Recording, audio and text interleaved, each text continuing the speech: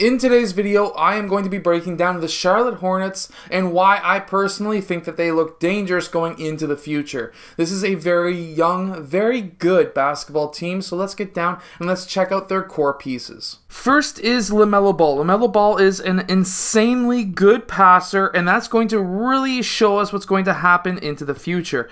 And he has a lot of very good players who can get into the open court and dunk like Miles Bridges. As we can see here, he comes off of a quick what looks to be somewhat of a brush screen, or at least he's using his teammate as a brush screen, passes to a player who is wide open cutting towards the rim, and of course he gets a nice dunk. Something of somewhat of a surprise, however, is LaMelo Ball and his ability to shoot. He has somewhat of an unorthodox shooting form, shooting from basically the middle of his forehead, and many coaches and analysts and even trainers say that this is a terrible shooting form, but it somehow works for him. And I think the reason why it actually works for him is because he has that thumb flick which actually pushes that ball up into a good shooting line, and then he releases with his middle finger last, and that allows him to have nice rotation and also a good shooting form at the end of the day. It works for him. This is what I mean. So he brings that ball up the left side of his body, but that thumb flick pushes that ball forward towards, or at least more towards that right side, which essentially allows it to be in the same line as that shoulder and that elbow, and that's why he somehow gets these shots to fall. He's also very good at being able to drive towards the basket and use angles to be able to get easy shots. Here he attacks the top foot of his defender, he attacks the middle of the key. Watch how many dribbles he takes. Crossover, one dribble, plants that left foot, goes right foot, and then he spins off of that defender, again attacking that top foot, and then he's able to then go stretch out with his right hand, and he's able to use that glass for that easy shot.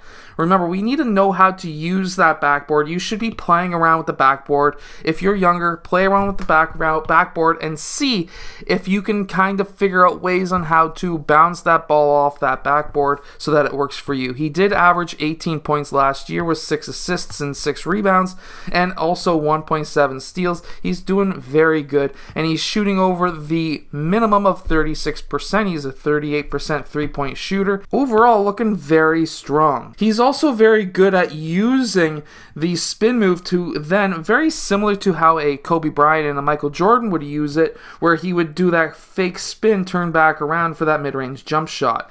Here he's again showing off his ability to pass, and when you've got players who can get to the open court, who can also slam it down like we can see here, you've got yourself a good team. Gordon Hayward is the next player I'm going to be breaking down. Gordon Hayward is very good at cutting off ball. If he is on the opposite side of the court, here we see Bismack Biyombo able to find him from the low post, who's cutting down the middle of the key.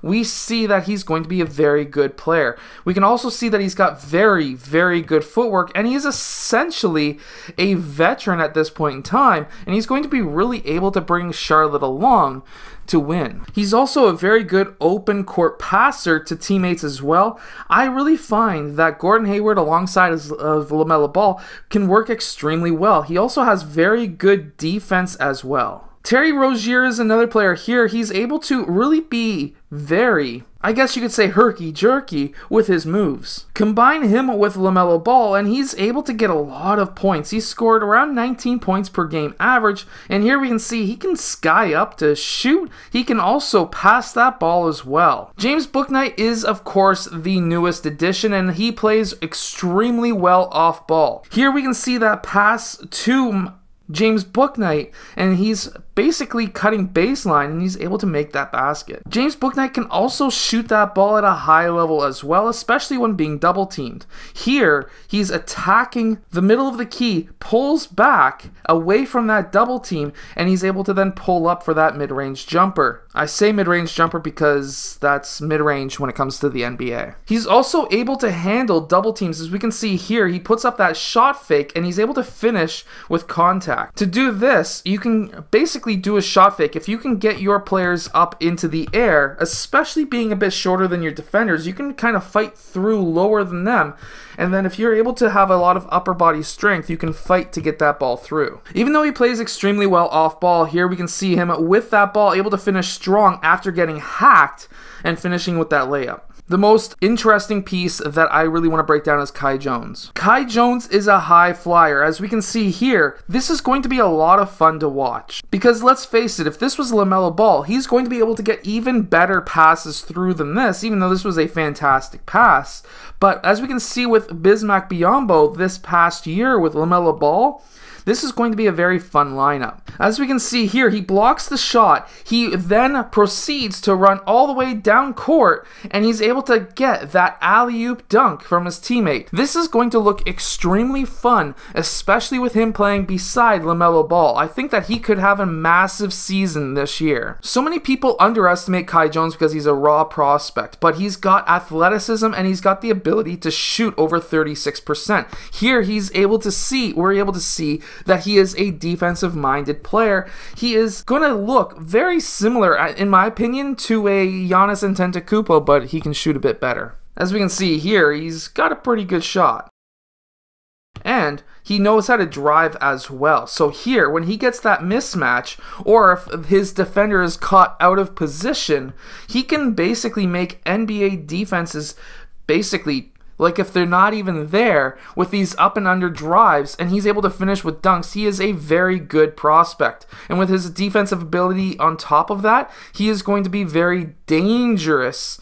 And by the way, he's 38% from 3 last season in the NCAA. He's going to look extremely deadly, and with situations like this, where if this was LaMelo Ball coming down, this is going to look extremely promising with these two players playing beside each other. When it comes to the Charlotte Hornets, I am extremely excited, and I really want to watch some of their preseason games. I don't usually watch preseason games all that much when it comes to the NBA. Obviously, Raptors are my team, Golden State's my team, Spurs are my team. I like those teams the best. I'll always watch their preseasons, but when it comes to Charlotte, it's going to look very interesting because I really want to see how Kai Jones works alongside with LaMelo Ball. You have LaMelo Ball, who is a very good passer, next to Kai Jones, who is a ridiculous athletic player who can jump extremely high. I would say DeAndre Ayton would be kind of a good projection to say where Kai Jones is going to go, but I think that he could actually become better than Ayton. Anyways, that's my opinion. I hope that you've enjoyed today's video. If you have, hit that like button and subscribe, and I'll see you guys again next time.